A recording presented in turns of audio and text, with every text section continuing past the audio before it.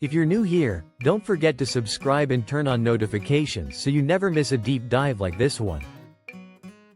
A few years ago, few would have believed that this man would rise to become the most influential political leader in the Netherlands.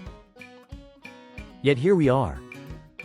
In November 2023, his party secured the largest share of votes in the general elections. To build that momentum, he delivered statements like these: "Woke is over. Multiculturalism and mass immigration have been complete failures. Europeans are speaking clearly. They want secure borders, an end to uncontrolled migration, and the removal of illegal immigrants and criminals from our countries." For decades, the Netherlands was seen as Europe's most tolerant society. It legalized same-sex marriage, permitted soft drugs, and embraced euthanasia before any other nation dared. For centuries, Dutch society celebrated religious and cultural diversity, taking pride in seeing difference as a strength. But something shifted. When the nation's leading political voice began calling for the closure of mosques, banning the Quran, and declaring Islam incompatible with democracy, a profound transformation began. How could a society built on tolerance produce a leader determined to limit it? This didn't happen overnight. It was the result of a slow, silent fracture, one that widened over decades while many looked away. This is the story of a society so open that, one day, it no longer knew what held it together. In the 17th century, while Protestantism was outlawed in France and heretics were burned at the stake in Spain, Catholics and Protestants lived side by side in the Netherlands. At the same time, the Dutch opened their doors to the world, building a global commercial empire. This dual pressure, balancing internal religious fragmentation with the need to trade with everyone, forged their reputation for tolerance. They understood before anyone else that you cannot build a global power by persecuting difference. You have to embrace it. Amsterdam became a refuge for minorities persecuted across Europe, a capital of printing, free thought, and international trade. But that tolerance came with an unspoken condition. Minority communities could maintain their languages, religions, and customs, but they were expected to live within the cultural framework of Dutch society. They could be different, as long as they respected the common norms that kept the country cohesive, norms deeply rooted in Calvinist ethics: hard work, austerity, and discipline. This invisible social contract endured for centuries, maintaining a fragile balance between openness, tolerance, and internal unity. By the mid-20th century, the Netherlands had become one of the most progressive and liberal societies in the world. It pioneered the legalization of recreational drug use and championed rights for gay people. But beneath this atmosphere of freedom, cracks were beginning to form. During the 1960s, the Dutch economy boomed. Unemployment was below 2%, the nation was modernizing rapidly, and exports were soaring. But there weren't enough workers to sustain that growth. The hardest, lowest-paying jobs remained unfilled. To solve this problem, the government signed agreements with several countries. Between 1965 and 1975, more than 110,000 workers arrived from Turkey and Morocco, alongside others from parts of Europe. With family reunifications, that number grew. By 1980, more than 200,000 non-European immigrants were living in the Netherlands, most concentrated in major cities. They were called gastarbeiders, guest workers, with the assumption that they would stay temporarily, save money, and eventually return home. But that return rarely happened. When it became clear they were staying, the government had no plan for integration. There were no language requirements, no citizenship programs, and no shared value initiatives. In the name of tolerance, immigrants were encouraged to preserve their cultural practices, speak their native languages, and educate their children in those languages.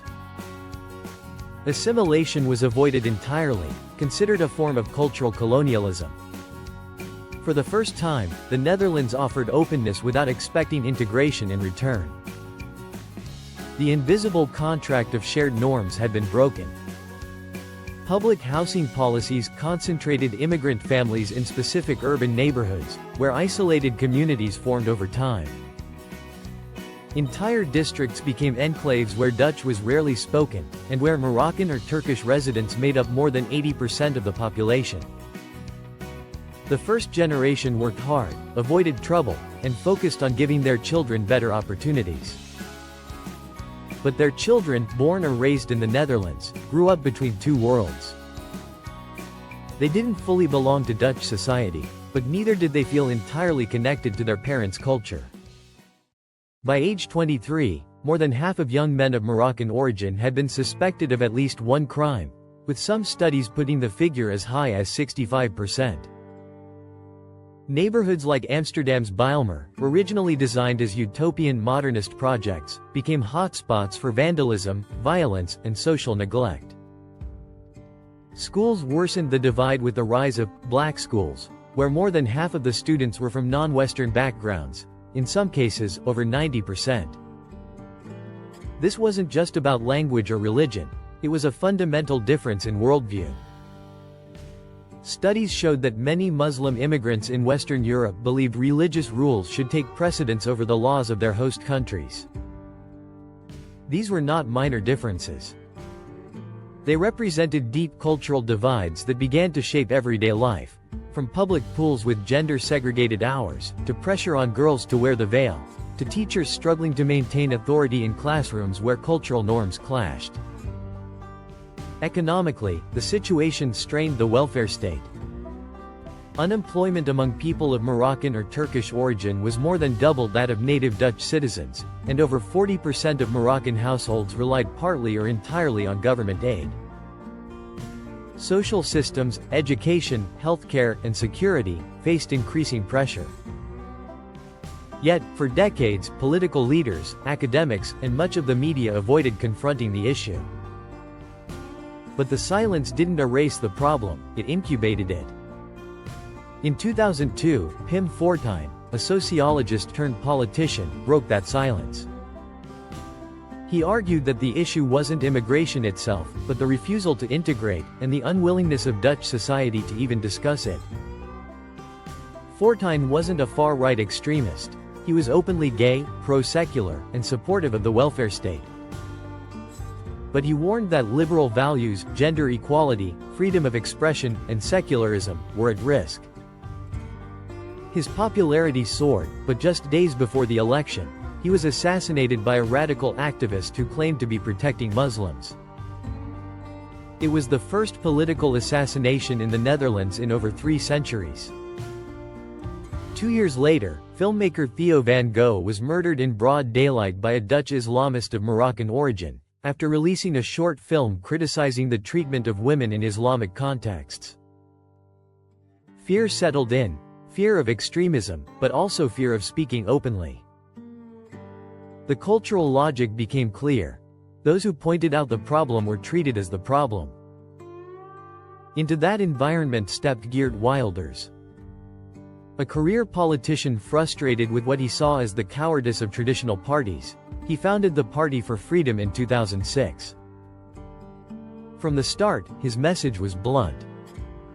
Our culture, based on Christianity, Judaism, and humanism, is better than Islamic culture, and that's tough to say, but it's true. Wilders didn't just criticize multiculturalism. He targeted Islam directly, calling it a totalitarian ideology, incompatible with democracy and freedom.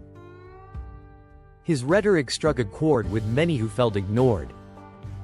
By 2010, his party had become the 3rd largest in parliament, and though he faced trials, assassination attempts, and constant police protection, his influence only grew. By the 2023 elections, Wilders' party captured a quarter of parliamentary seats, becoming the largest force in the House of Representatives. Even after briefly joining, and then collapsing, a governing coalition in 2025, his dominance in shaping public debate remained unshaken.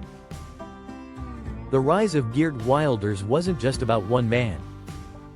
It was the inevitable result of a system that preferred silence to confrontation, that postponed hard conversations until they could no longer be avoided. Now, the Netherlands faces a question more profound than politics. Can a society survive without a shared identity? Without a common language, history, or vision of the future? The real question isn't just about immigration policy or border control. It's whether the Netherlands can rebuild a shared sense of we, a common framework that binds everyone together. Because an open society can only endure if there is something everyone shares. Without that, society becomes something else. A place where people live together, but no longer feel they belong to the same community.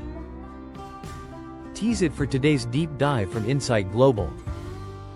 If you found this story as eye-opening as we did, don't forget to like, share, and subscribe. Your support helps us bring you more powerful stories that explore the forces shaping our world.